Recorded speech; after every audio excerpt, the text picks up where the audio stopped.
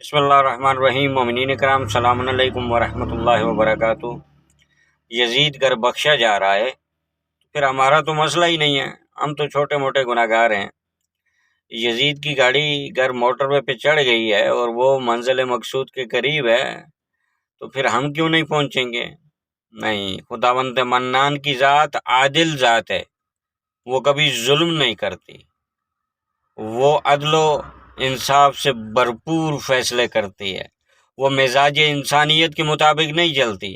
اگر کسی ملا کی خواہش ہے کہ ابا یزید کو بچا لے تو وہ کبھی بھی نہیں ہو سکتا، ناممکن سی بات ہے۔ ہماری زبان میں ایک کہاوت ہے، اگر یزید بخشے جلسید ہے میں بھی خدا دیاں گائیاں نہیں روڑیاں، یعنی یزید گر اگر بخشا جا رہا ہے تو پھر میں نے بھی اللہ پاک کی جو گائیں اللہ پاک نے رکھی ہوئی تھیں وہ تو میں نے تو نہیں گرائیں، یہ میں نے تو اللہ پاک کا کوئی نقصان نہیں کیا کہ اللہ پھر مجھے معاف نہیں کرے گا۔ نہیں، ایسی بات نہیں ہے۔ خداوند منان کریم ذات ہے، وہ ضرور کرم کرتی ہے، لیکن ایسا ظالم کہ جس نے خدا کے حبیب کے لاڈلے حسین اور خانوادے کو تحقیق کیا، دین اسلام کی بنیادیں ہلا کے رکھ دیں، دین اسلام کو نابود کرنے کا سوچا، دین اسلام کو ختم کرنے کا سوچا، وہ کسی طور بخشا نہیں جائے گا۔ آئیے سامعین محترم ایک ویڈیو دیکھیں اور اس کا جواب آغا سید علی رضوی صاحب کی زبانی سنیے۔ جی بسم اللہ، ویڈیو۔ کہ گویا میں نے خواب میں دیکھا کہ یزید ابن معاویہ سے میری ملاقات ہوتی ہے اور یزید سے ہم نے کہا کہ کیا آپ نے حضرت حسین کو قتل کیا ہے رضی اللہ تعالی عنہ؟ اس نے کہا نہیں۔ تو پھر ہم نے پوچھا کہ اللہ نے تمہارے ساتھ کیا معاملہ کیا؟ تو یزید نے جواب دیا کہ اللہ تعالیٰ نے مجھے معاف کیا اور جنت میں ڈالا۔ تو اب ایک اور صاحب، ابھی کسی نے مجھے ویڈیو کلپ بھیجا تھا کسی بہت بزرگ کا، تو وہ کہہ رہے تھے کہ میں نے خواب میں یزید کو دیکھا۔ آپ نے اگر سن لیا میرا یہ جملہ تو دوبارہ سن لیجئے گا۔ تو وہ پیش کر رہے تھے، مجھے جو ویڈیو کلپ میرے فون میں ہوگا ابھی بھی، پیش کر رہے تھے کہ بھئی نہیں، میں نے خواب میں یزید کو دیکھا۔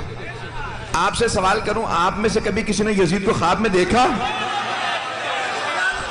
پتہ نہیں لوگ ہیں یا نہیں۔ بھئی آپ جب بھی دیکھیں گے مولا عباس ہی نظر آئیں گے، انسان ذرا وہی نظر آتا، پتہ نہیں انہیں یزید ہی کیوں نظر آتا۔ سلامت رہیں، آپ سلامت رہیں۔ تو اب وہ بہت بزرگ تھے، میں نام نہیں لیتا، فرقہ نہیں بتاتا، تو انہوں نے کہا میں نے خواب میں یزید کو دیکھا۔ میں نے یزید سے پوچھا اللہ نے تیرے ساتھ کیا کیا؟ کہا اللہ نے مجھے معاف کر دیا۔ تو کہا آئندہ سے اب کوئی لعنت نہ بھیجے کیونکہ میں نے خواب دیکھ لیا کہ اللہ نے یزید کو معاف کر دیا۔ بھئی جب اتنا بڑا گناہ معاف ہو سکتا ہے کہ شیعہ سنی تمام کتابوں میں ہے حسن و حسین جوانان جنت کے سردار ہیں، جوانان جنت کے سرداروں کا قاتل معاف ہو سکتا ہے، تو میں ایک حقیر فقیر ناچیز سا سید اگر ایک چھوٹی سی لعنت یزید پہ کر دو تو میرا گناہ کیوں نہیں معاف ہو سکتا؟ فیضان گرامی، ہمارا عقیدہ یہ ہے کہ جتنے بھی امام حسین علیہ السلام کے دشمن ہیں وہ کسی بھی دور کے ہوں، کسی بھی دور کے ہوں، چاہے اس دور کے ہو چاہے اس دور کے۔ تو کچھ لوگوں نے امام علیہ السلام سے کہا مولا جو نسل میں ان کا کیا قصور؟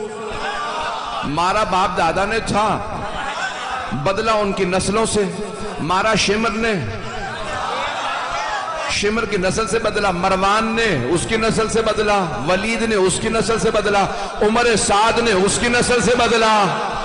اگر پہنچ رہا ہوں کس کس کا نام لوں، سنان ابن انس نے مارا اس کی نسل سے بدلہ، خولی نے مارا اس کی نسل سے بدلہ۔ مولا یہ نسل سے بدلہ بنتا نہیں ہے، مارا اجداد نے نسلوں سے بدلہ کیوں؟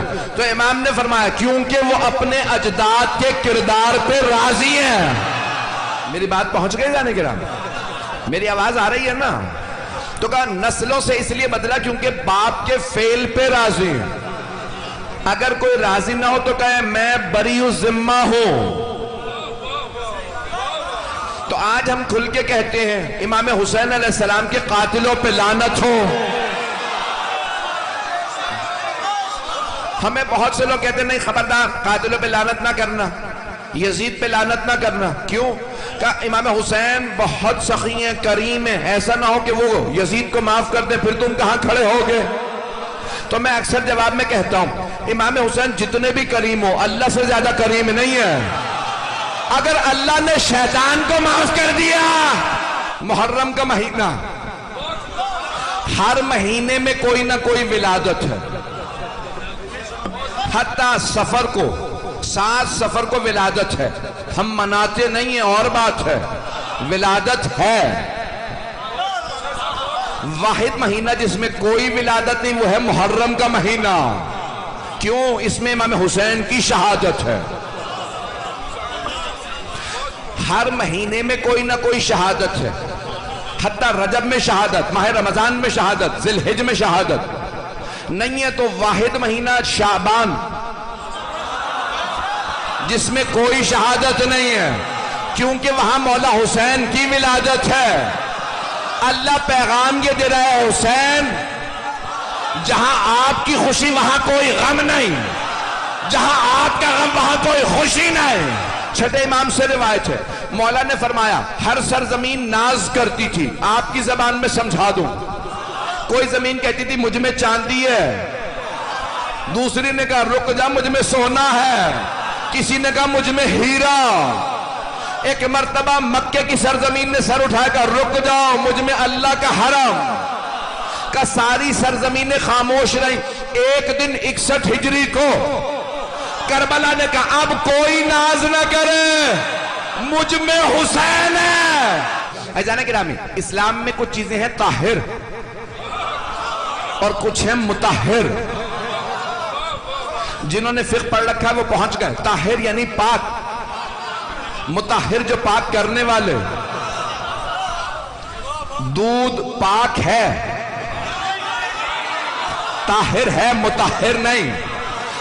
ابھی آپ کوئی مجھے جوس دیں، جوس طاہر ہے، مطہر نہیں. لیکن پانی طاہر بھی ہے، مطہر بھی ہے. مجمع کی توجہ ہو، پانی طاہر بھی مطہر بھی. پانی نہ ہو تو آپ کو اگر وضو کرنا ہو تیمم کریں گے مٹی پہ.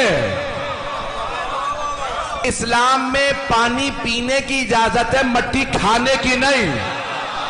مجمع پہنچ گیا. حتیٰ انبیاء کی قبر کی مٹی کھانے کی اجازت نہیں، حتیٰ ائمہ کی قبر کی مٹی کھانے کی اجازت نہیں. اللہ کے حرم مکے کی مٹی کھانے کی اجازت نہیں، مدینے کی مٹی کھانے کی اجازت نہیں، نجف کی مٹی کھانے کی اجازت نہیں. لیکن کربلا کی مٹی مٹی نہیں ہے، خاک شفا. 3 دن پہلے پابندی اٹھی ہے. جناب خدیجہ سب کو رشتے منع کرتی رہی. اگر کبھی آپ سنیں نا کہ بی بی 3 مرتبہ بیوہ ہوئی تھی، سابقہ شوہروں سے دولت ملی تھی، تو سمجھ جائیں بنو امیہ کے درباری ملاؤں کا. اللہ رسول کی نواسی کو مسئلہ نہیں پتا تھا کہ سلام کا جواب دینا واجب ہے، یا پھر مانو بی بی اسے مسلمان نہیں مانتی تھی. جسے رسول کی نواسی مسلمان نہیں مانتی اسے مسلمان رضی اللہ کیسے؟ میں ایسے ہی پڑھوں گا، جتنے پرچے کاٹنے کاٹ لو. جی ناظرین محترم، آپ کو ویڈیو پسند آئی؟